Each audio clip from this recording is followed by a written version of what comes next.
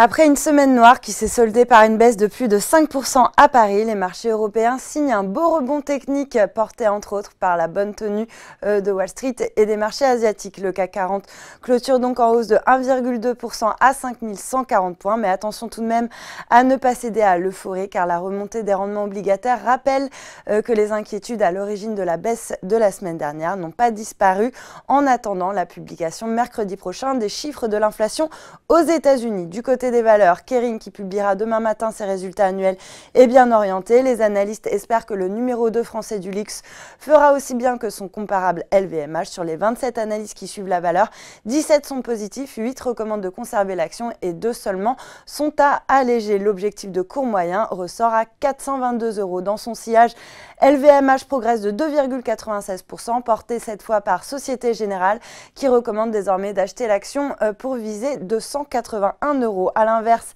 Airbus est la seule valeur sur le CAC qui clôture dans le rouge. L'avionneur européen a, selon Reuters, suspendu la livraison de certains appareils de sa gamme A320 Neo motorisés à la suite d'un problème décelé sur des moteurs fournis par l'un de ses fournisseurs américains. Après une semaine agitée, les valeurs cycliques reprennent enfin de la hauteur, à l'image d'ArcelorMittal sur le CAC ou encore d'Eramet qui signe la meilleure performance sur le SBF 120.